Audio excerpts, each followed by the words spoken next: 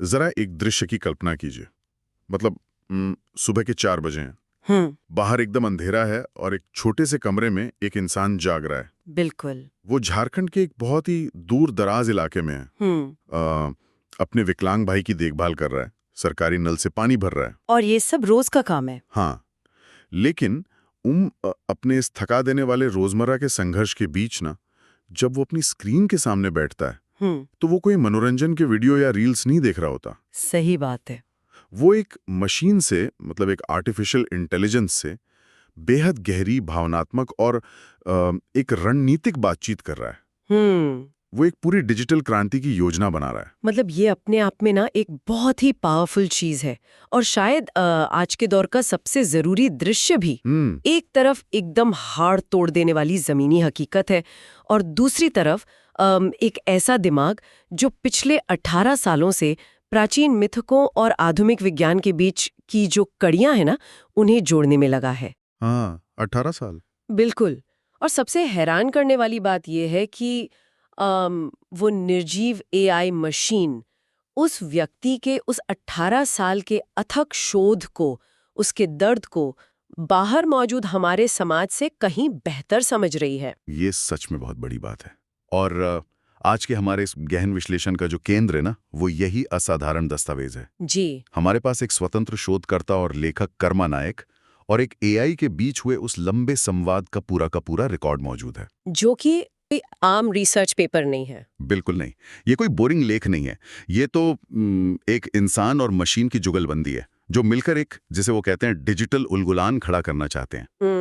तो हमारा मकसद आज यही समझना है कि कैसे ये इंसान इतने भयानक आर्थिक और व्यक्तिगत संघर्षों के बीच हमारे प्राचीन इतिहास को क्वांटम भौतिकी और जेनेटिक्स के नजरिए से डिकोड कर रहा है। और फिर उस ज्ञान को सिर्फ 10 रुपए में, मतलब मात्र 10 रुपए में दुनिया तक पहुंचाने की जिद पकड़े हुए हैं। तो चलिए इसे थोड़ा विस्तार से समझते हैं। अगर हम इसे थोड़ा व्यापक संदर्भ में देखें ना, तो ये जो संवाद है, ये सिर्फ कोई किताब बेचने की कोशिश नहीं है। सही कहा। ये इस सूचना के युग में सत्ता, ज्ञान पर नियंत्रण और एक आम इंसान के संघर्ष और तकनीक के बीच के उस उलझे हुए रिश्ते की कहानी है, जिसे अक्सर हम लोग नजरअंदाज कर देते हैं। हाँ, बिल्कुल। लेकिन कर्मा नायक के इस 18 साल के शोध और उसके जो वैज्ञानिक दावे हैं, उन पर जाने से पहले हमें उस जमीन को समझना होगा जहां से ये विचार पैदा हुआ। मैं इस बात से पूरी तरह सहमत हूँ।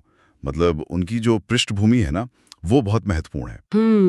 कर्मा नायक झारखंड से आते हैं, जिसे वो अपनी लेखनी और विचारों में बार बार हीरा नागपुर कहते हैं। हीरा नागपुर, हाँ। ये नाम ही उनकी एक वैचारिक अस्मिता को दिखाता है और दस्तावेज में उनकी पहचान एक बहुत ही अनोखे रूपक से स्पष्ट होती है।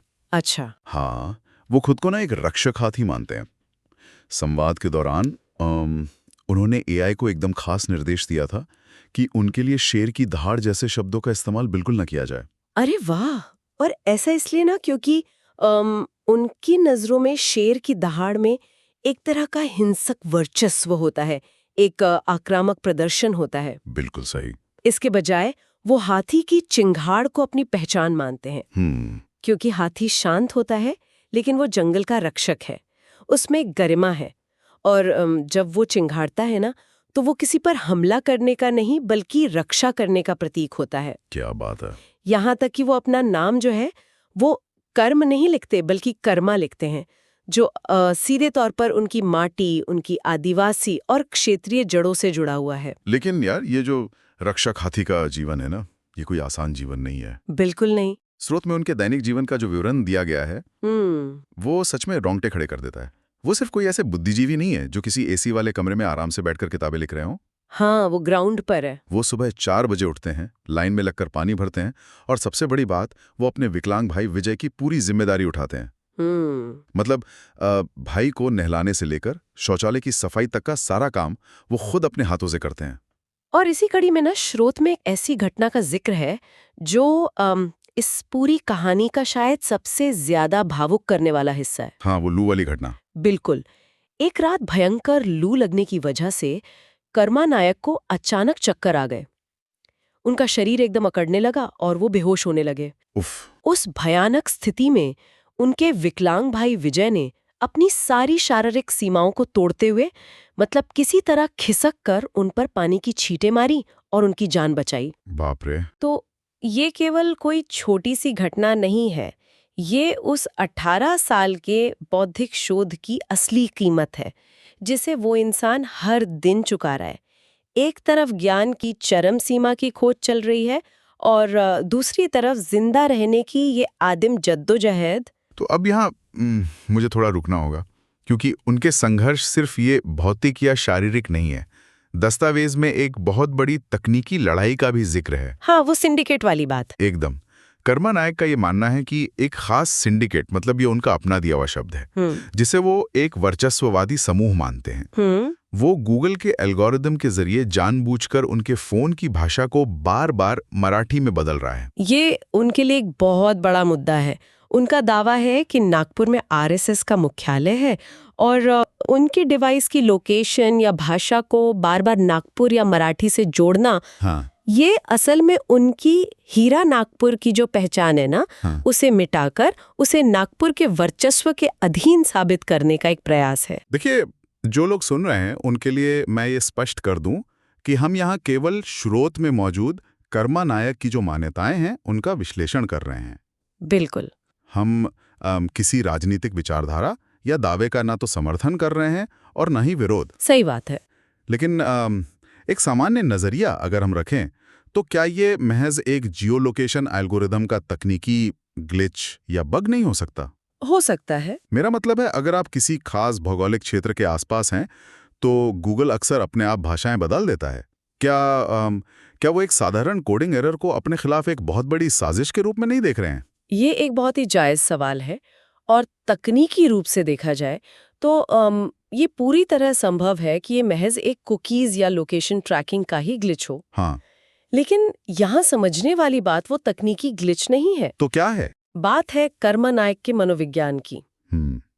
जब एक इंसान समाज के इतने हाशिए पर रहकर 18 साल तक एक ऐसा ज्ञान रचता है जो स्थापित व्यवस्थाओं को ही चुनौती देता है, तो उसे हर सिस्टम अपने खिलाफ खड़ा नजर आने लगता है। उनके लिए वो एल्गोरिदम भी उस सिंडिकेट का हिस्सा बन जाता है जो इनकी आवाज को दबाना चाहता है। ये तो है। और यहीं पर एआई का जो असली रोल है वो सामने आता है। वो कैसे? एआई उनसे इस बात पर बहस नहीं करता कि ये साजिश है या ग्लिच। एआई उन्हें गूगल की सेटिंग्स में जाकर कैशे क्लियर करने और भाषा को हमेशा के लिए हिंदी पर लॉक करने के एकदम व्यावहारिक तरीके बताता है। अरे वाह! तो मतलब एआई उनका साथी बन गया है? बिल्कुल। तो इतने भारी व्यक्तिगत संघर्ष और इस तकनीकी, मतलब जिसे वो सिंडिकेट कहते हैं, उससे लड़ते हुए आखिर वो कौन सा ज्ञान है जिसे कर्मा दुनिया तक पहुंचाने के लिए इतने ज्यादा बेचैन है? यहाँ से बात सच में बहुत दिलचस्प हो जाती है। हाँ, उनके शोध का मुख्य आधार यही है कि प्राचीन मिथकों और मान्यताओं को आधुनिक विज्ञान के चश्मे से कैसे देखा जाए। और इसमें जो बात सबसे अधिक ध्यान खींचती है वो है उनका ओम BGVAN या भगवान कोड। ये बहुत ही गजब का कॉन्सेप्ट है ना?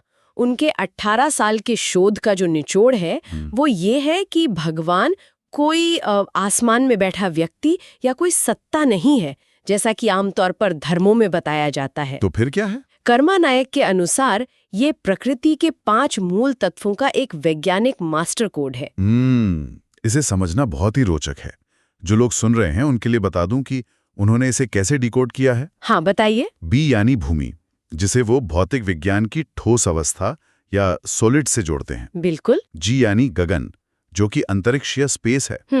वी यानी वायु, जो गैसीय अवस्था यानी गैस को दर्शाती है। सही है। ए यानी अग्नि, जो एनर्जी या ऊर्जा का प्रतीक है।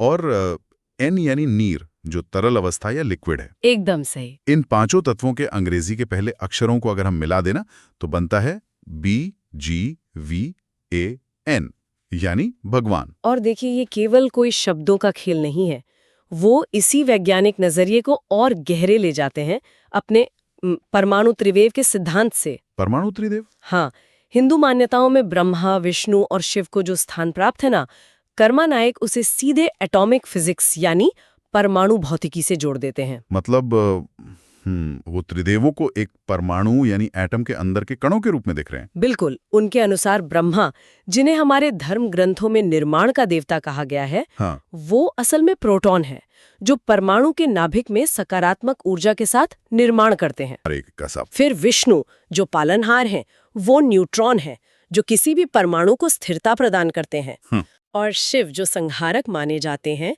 वो इलेक्ट्रॉन है। इलेक्ट्रॉन निरंतर गतिशील होता है, ऊर्जा पैदा करता है और पुराने ढांचे को तोड़कर नई रासायनिक बंधन बनाता है। मतलब ये सुनकर तो दिमागी चकरा जाए, लेकिन मुझे ये अवधारणा थोड़ी उलझा भी रही है। वो कैसे? अगर हमारे प्राचीन विचारकों को परमाणु भौतिकी का इतना गहरा ज्ञान था, तो उन्होंने इसके लिए कोई सीधी वैज्ञानिक भाषा क्यों नहीं चुनी? सही सवाल है। इसे हजारों सालों तक सिर्फ चमत्कार, ईश्वर या धर्म के आवरण में लपेट कर क्यों रखा गया? और यही तो कर्मा नायक के शोध का सबसे बड़ा बिंदु है। अच्छा। उनका तर्क है कि इस उन्नत विज्ञान को जानबूझकर धर्म और चमत्कारों के आवरण में छिपाया गया। क्यों? ज्ञान को जटिल और रहस्यमयी बना दिया गया ताकि एक खास वर्ग आम लोगों की सोच पर अपना नियंत्रण रख सके। ओहो। अगर आप आम लोगों को विज्ञान बताएंगे तो वो सवाल करेंगे, लॉजिक लगाएंगे, लेकिन अगर आप विज्ञान को धर्म बना देंगे ना, तो वो सिर्फ अंधभक्ति करेंगे। ये तो स्थापित कथाओं को पूरी तरह से उलट देने वाली बात है। बिल्कुल। और ऐसा ही कुछ उन्होंने डार्विन के विकासवाद यानी इवोल्यूशन के साथ भी किया है।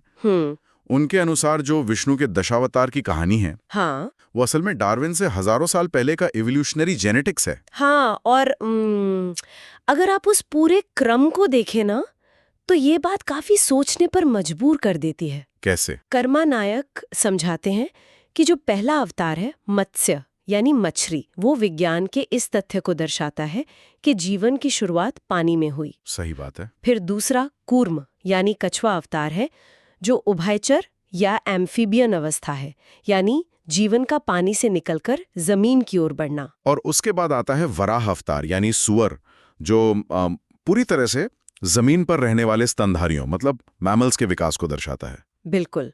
और फिर आता है नृसिंह अवतार, आधा मानव और आधा पशु। ये जेनेटिक्स में जानवरों से इंसान बनने के बीच की जो कड़ी होती है ना, जी, यानी होमिनिड्स, जी, उसका प्रतीक है।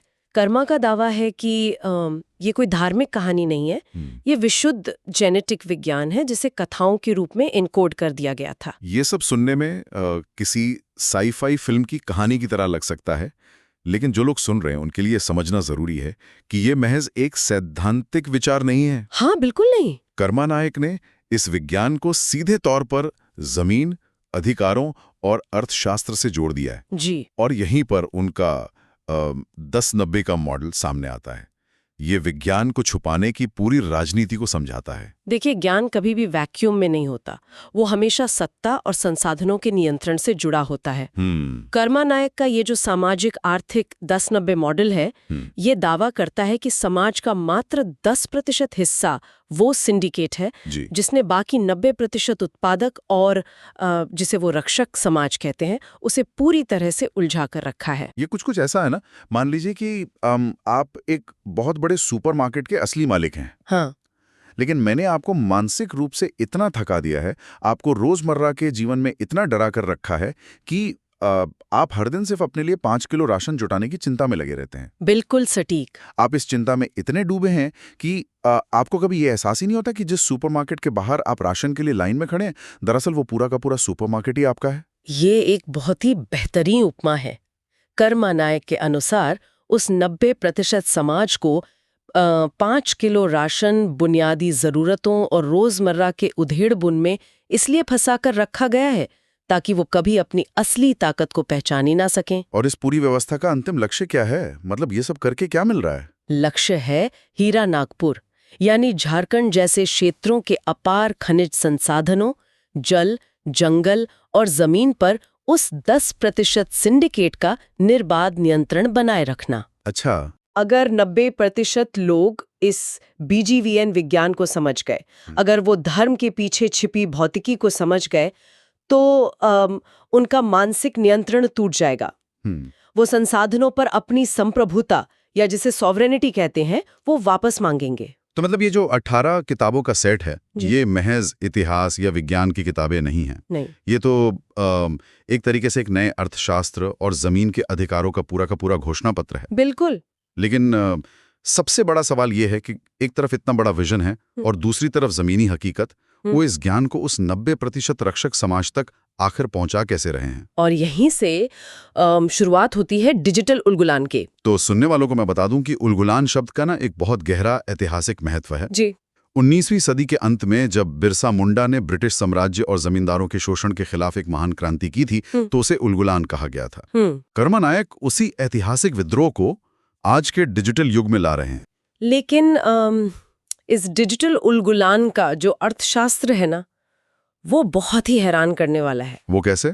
कर्मा नायक ने 18 सालों की मेहनत से जो 17 या 18 किताबों का कॉम्बो तैयार किया है, उसकी अंतर्राष्ट्रीय कीमत लगभग $10 के आसपास है। भारत में गूगल प्ले बुक्स पर ये 99 रुपए में उपलब्ध है। लेकिन उन अपने उसी 90% रक्षक समाज के लिए, उन्हें जागरूक करने के लिए कर्मा ने इस पूरे पुस्तकालय को इंस्टामोजो पर मात्र 10 रुपए में डाल दिया है। सिर्फ 10 रुपए? मतलब एक कप चाय और 2 बिस्किट की कीमत में 18 साल का शोध। हाँ, और सबसे बड़ी त्रासदी यही है।